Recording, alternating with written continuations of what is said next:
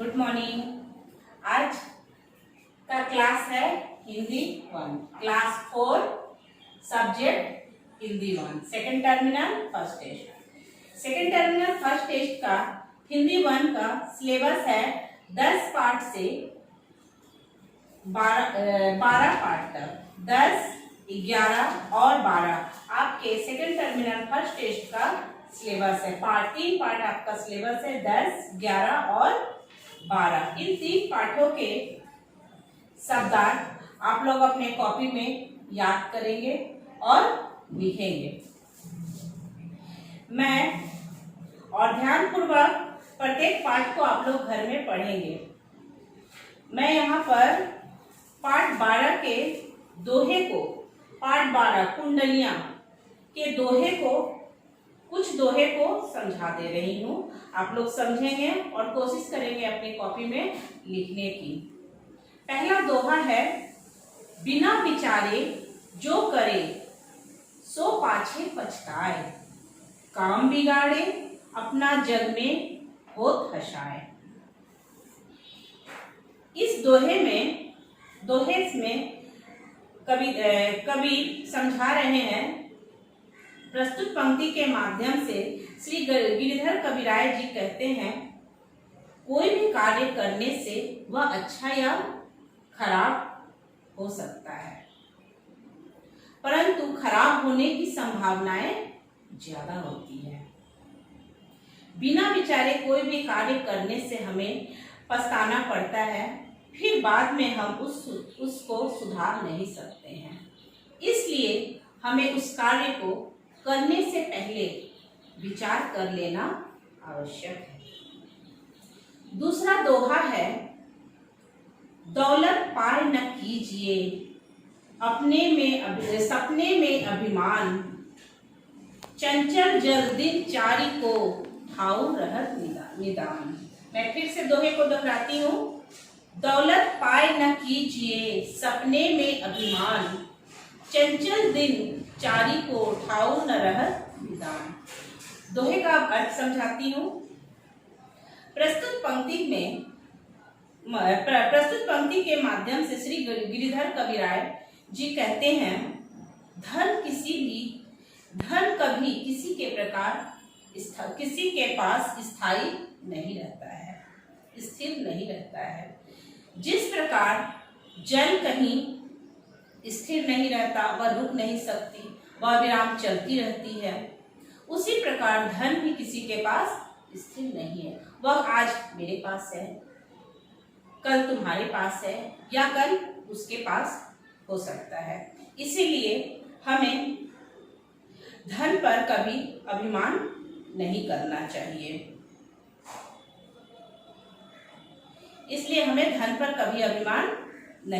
चाहिए। ठीक है। दूसरा दोहा है, साई अपने चित्त को भूली न कहिए कोय, तब लगी मन में रखिए जब लगी कारज होए। मैं फिर से दोहा को दोहराती हूँ। साई अपने चित्त को भूली न कहिए कोय, तब लगी मन में रखिए तब लगी कारज होए। प्रस्तुत पंक्ति के माध्यम से साईं जी कहते हैं, हमें अपने मन की बात को अपने मन में ही रखनी चाहिए, उसे दूसरों को नहीं कहनी चाहिए।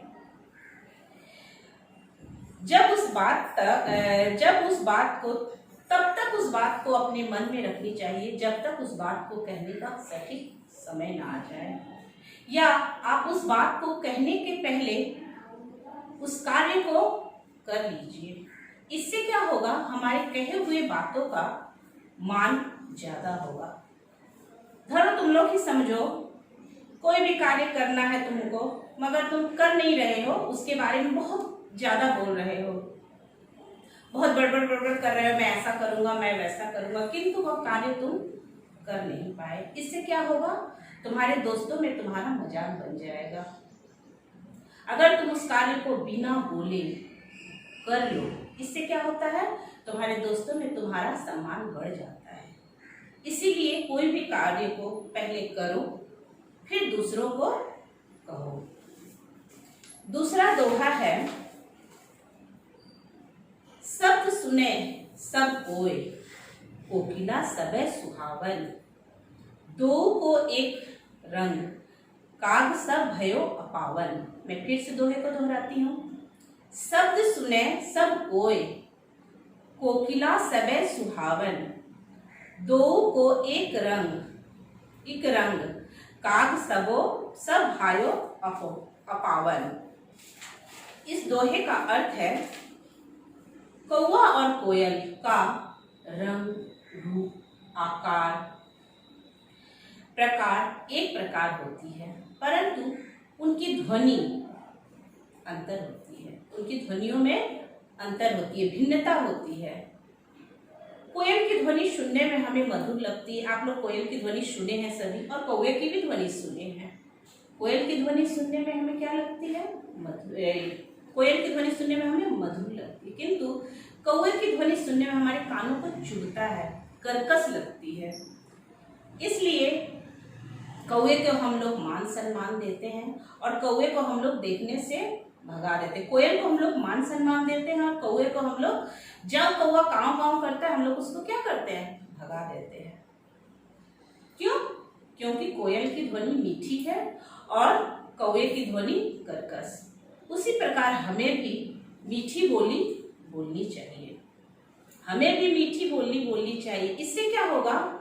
सामने वाले जो हमारी बातों को सुन रहा है, उनके मन में हमारे प्रति सम्मान बढ़ेगा।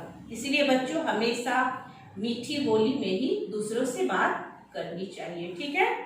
अब मैं कुछ प्रश्नों के उत्तर आप लोग को बता दे रही हूँ। आप लोग अपने घर में प्रयास करेंगे, लिखेंगे कॉपी में याद करके, और मैं जो वाक्य दी हूँ वो वाक्य अपने शब्दों में अपनी कॉपी में लिखेंगे। मैं उसका आंसर नहीं बताऊंगी, वो वाक्य अपने शब्दों में अपनी कॉपी में सभी लिखेंगे। ठीक है? मैं प्रश्न के सिर्फ उत्तर ही बता रही हूँ। पहला प्रश्न है आप लोगों का, बेंजामिन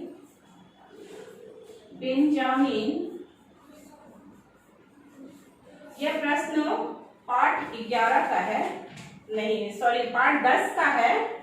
पहले 1 नंबर प्रश्न आपके कॉपी में दिया हुआ है। प्रश्न, बेंजामिन फ्रैंकलिन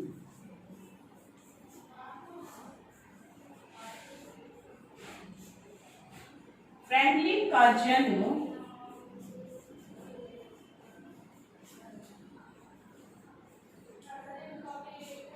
कब और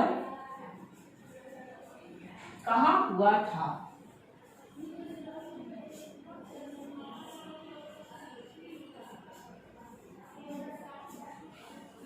इसका उत्तर है, इस प्रश्न का उत्तर आपको पाठ 40 पेज नंबर 40 में मिल जाएगा।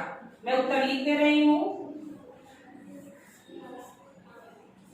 उनका जन्म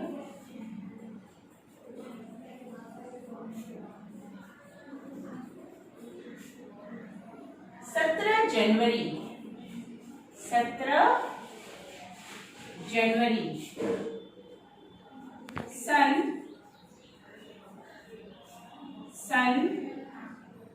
1706 हिंदी में पढ़ने का कोशिश करेंगे संख्याओं को भी। 1706 ईस्वी में अमेरिका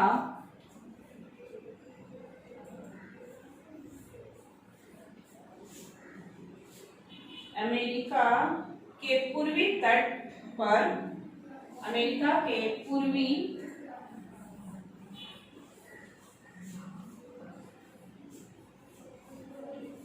तट पर बोस्टन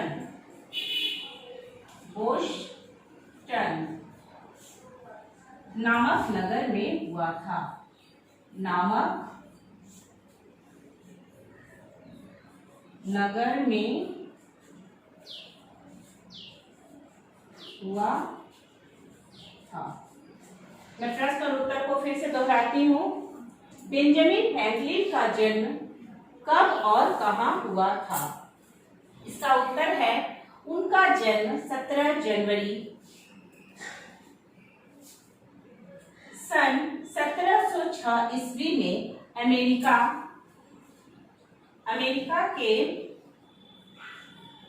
पूर्वी तट पर बोस्टन नामक नगर में हुआ था। आप लोग अपनी खाता में लिखेंगे।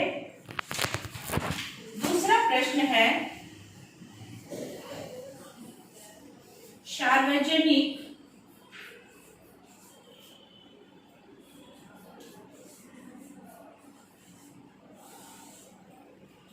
समस्याओं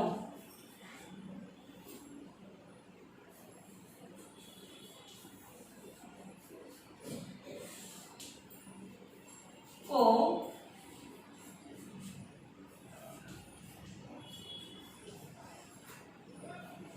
बेंजामिन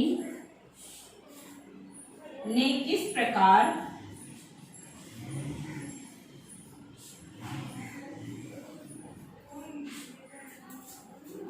हल करने को कहा? हल करने को कहा। इस प्रश्न का उत्तर है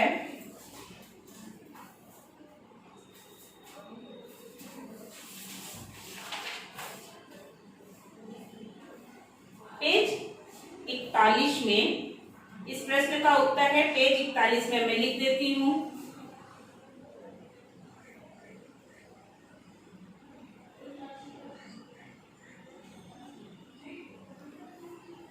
उन्होंने कहा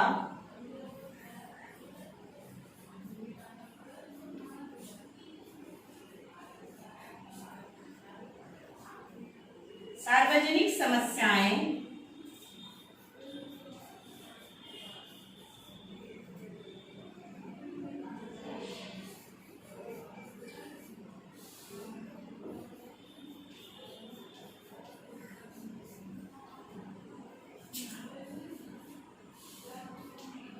निजी समस्याओं से उत्पन्न होती है।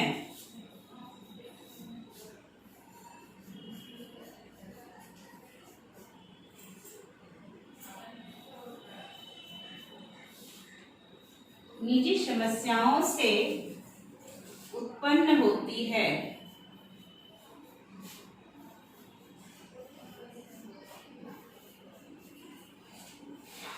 और हम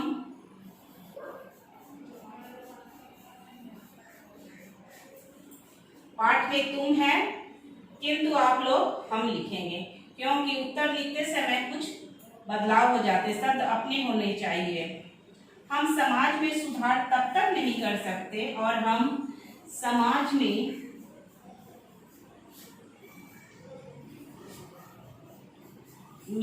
सुधार तब तक नहीं कर सकते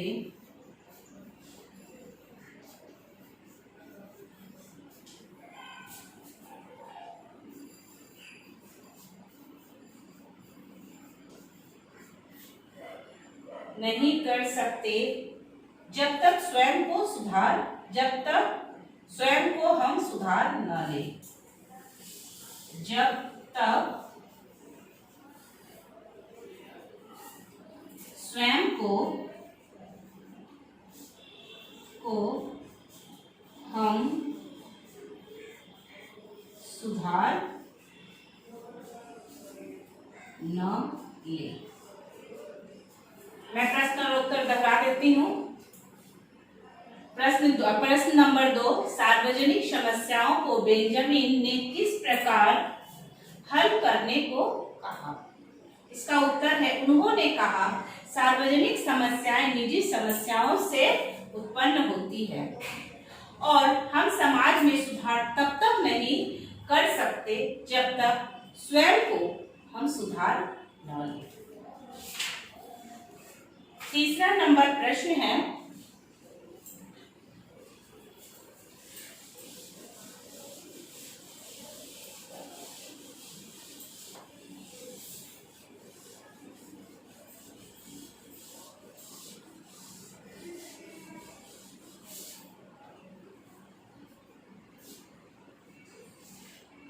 बेंजामिन ने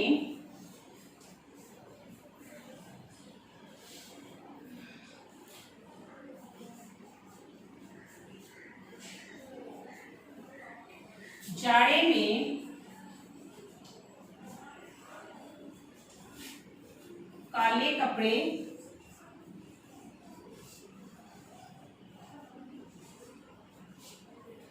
पहनने की क्यों सलाह दी?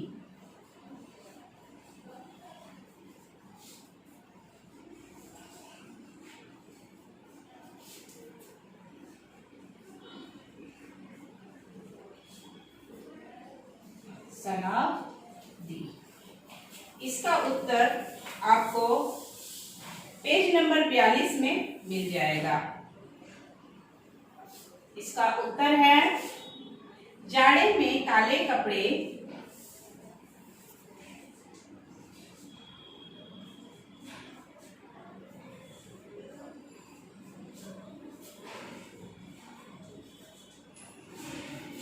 जाड़े में काले कपड़े पहनने की काले कपड़े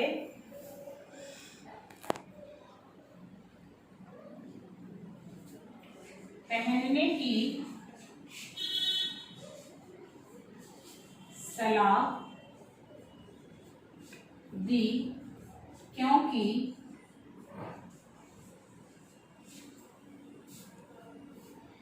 काले कपड़े ताप को सोखते हैं। काले कपड़े ताप को सोखते हैं। मैं प्रश्न उत्तर फिर से एक बार दोहराती हूँ। प्रश्न नंबर 3, बेंजामिन ने जाड़े में काले कपड़े पहनने की सलाह क्यों दी? उत्तर होगा जाड़े में काले कपड़े पहनने की सलाह दी क्योंकि काले कपड़े ताप को सोखते हैं। अगला प्रश्न है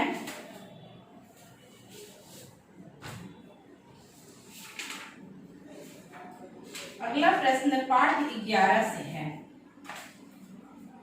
प्रश्न नंबर 4, पाठ 11 का प्रश्न नंबर 2 होगा, किंतु यहाँ पर मैं 4 लिख रही हूँ।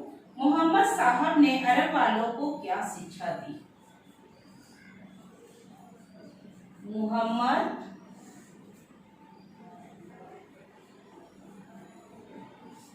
साहब ने अरब वालों को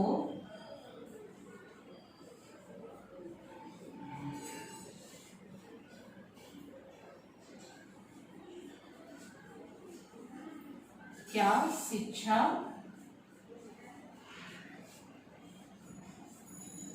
दी?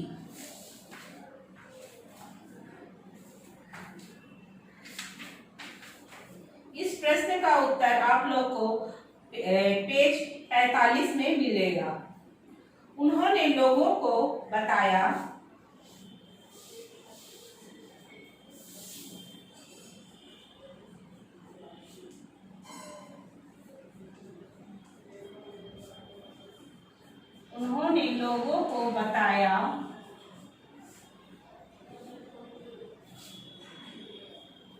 ईश्वर एक है।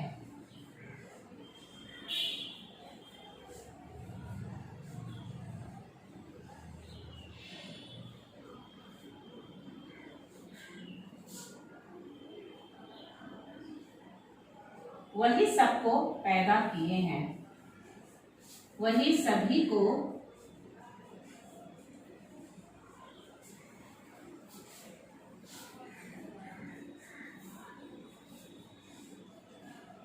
पैदा किए हैं।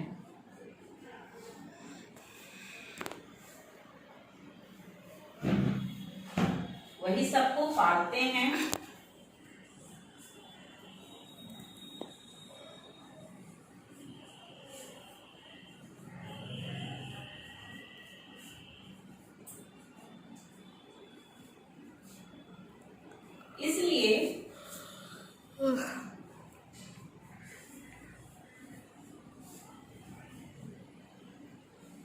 इसलिए हमें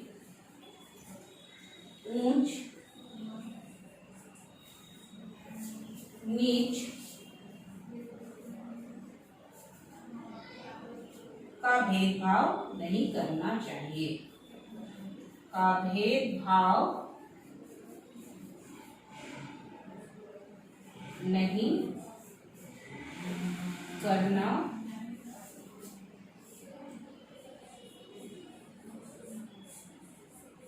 चाहिए।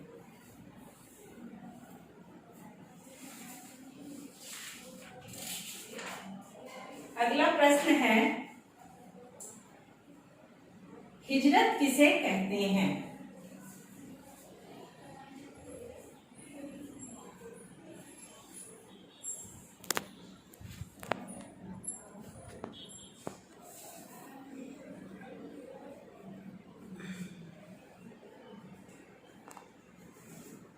इस प्रश्न का उत्तर आप लोगों को पेज 46 में मिल जाएगा। उत्तर है मोहम्मद साहब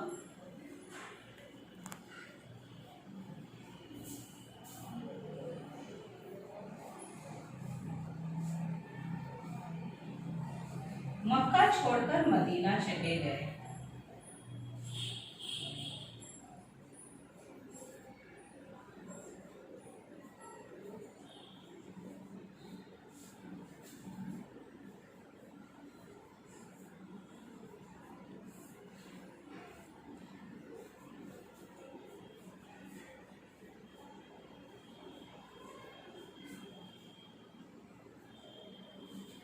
मक्के से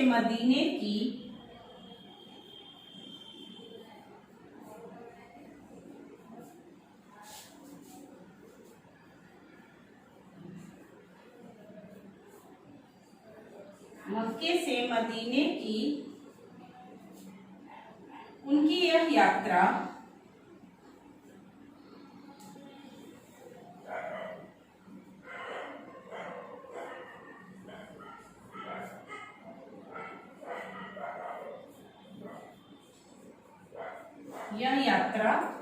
हिजरत कहलाती है।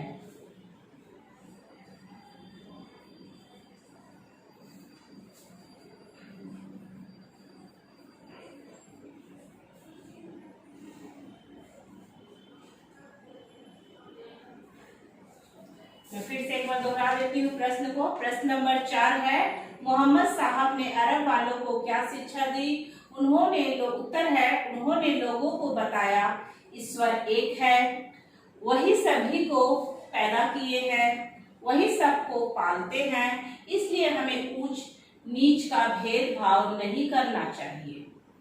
5 नंबर प्रश्न है, हिजरत किसे कहते हैं? उत्तर है, मोहम्मद साहब मक्का छोड़कर मदीना चले गए। मक्के से मदीने की उनकी यह यात्रा हिजरत कहलाती है। अगला प्रश्न पाठ 11 का ही है।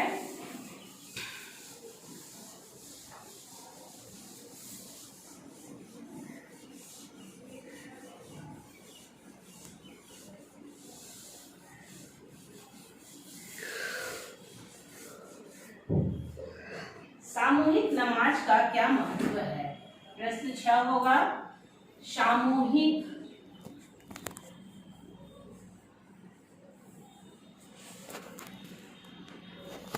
नमाज का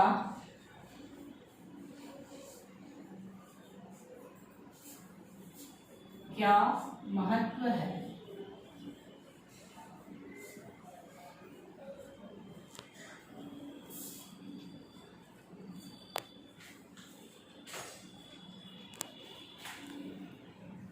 इसका उत्तर आपको पेज 47 में मिल जाएगा।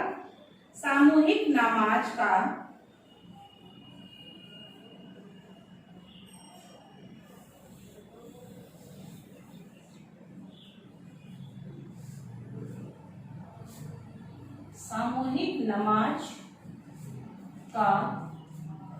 इस्लाम में बड़ा महत्व होता है।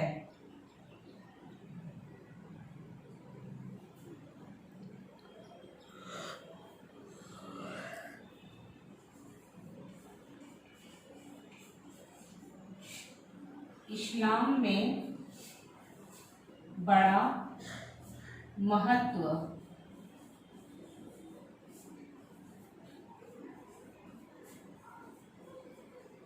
होता है। वस्तुतः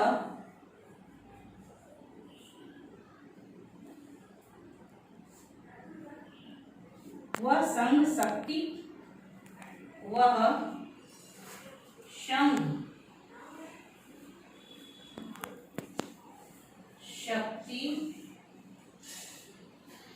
बढ़ाने वाली होती है।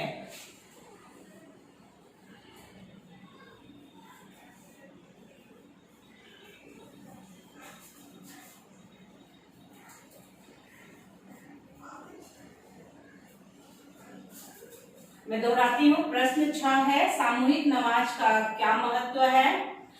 उत्तर है सामूहिक नमाज का इस्लाम में बड़ा महत्व होता है। वस्तुतः वह संघ शक्ति बढ़ाने वाली होती है। अगला प्रश्न पाठ 12 से है।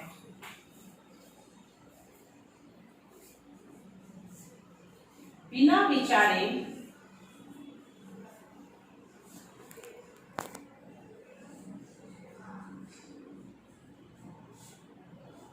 काम करने का परिणाम क्या होता है।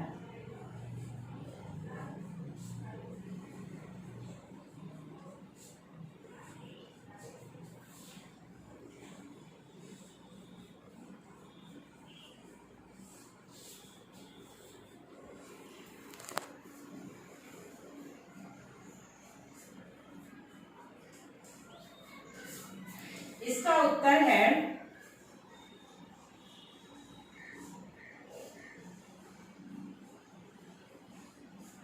कोई भी कार्य को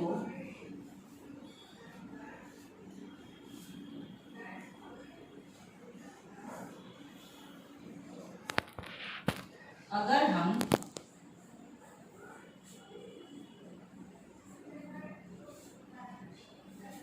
बिना विचारे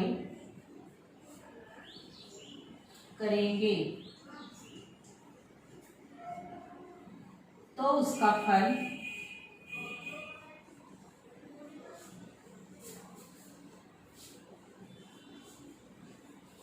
अच्छा या खराब दोनों हो सकता है।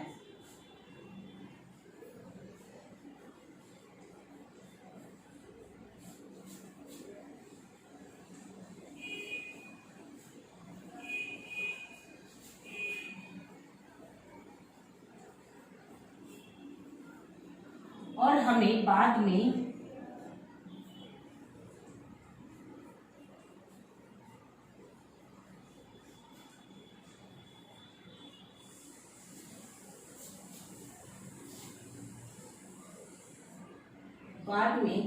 पछताना पड़ सकता है।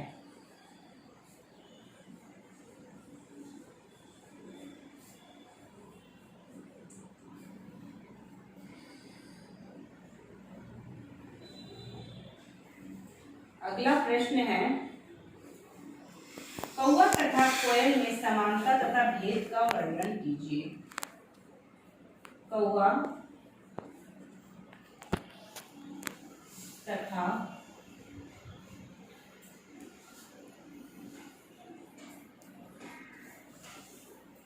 कोयल में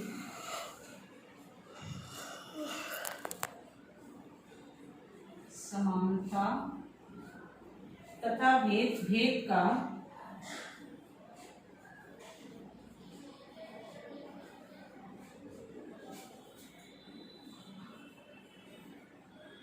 वर्णन कीजिए। मैं कौवा और कोयल के बारे में कुछ देर पहले दोहे में समझाई हूं।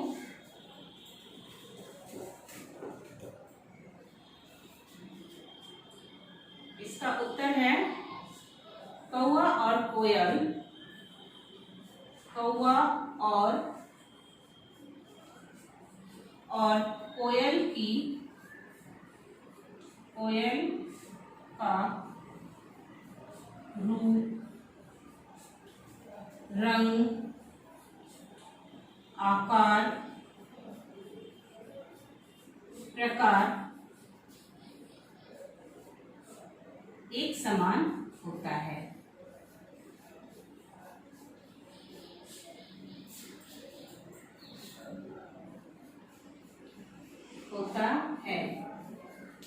परंतु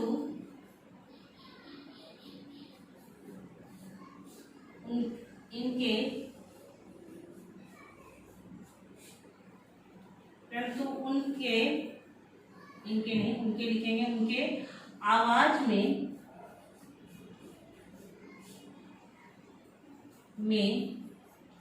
भिन्नता होती है।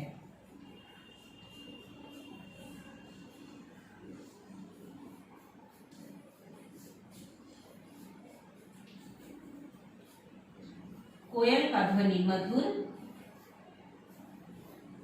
कोयल का आवाज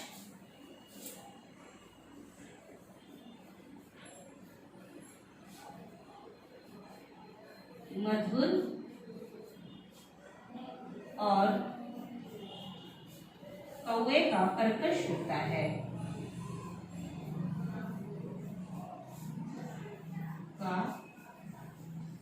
कर्कश होता है। मैं दोहरा देती हूँ। प्रश्न 7, बिना विचारे काम करने का परिणाम क्या होता है? उत्तर है, कोई भी कार्य को अगर हम बिना विचारे करेंगे, सॉरी यहाँ पे विचारे लिखेंगे, बिना विचारे करेंगे तो उसका फल अच्छा या खराब दोनों हो सकता है और हमें बाद में पछताना पड़ सकता है। प्रश्न 8 है, कौवा तथा कोयल में समानता तथा भेद का वर्णन कीजिए। उत्तर है, कौवा और कोयल का रूप, रंग, आकार, प्रकार एक समान होता है, परंतु उनकी आवाज में भिन्नता होती है। कोयल का आवाज मधुर और कौवा का कर्कश होता है।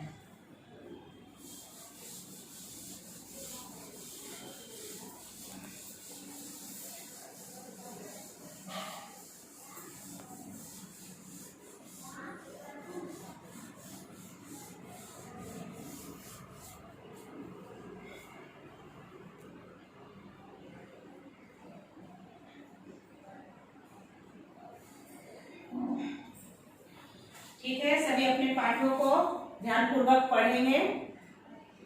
धन्यवाद।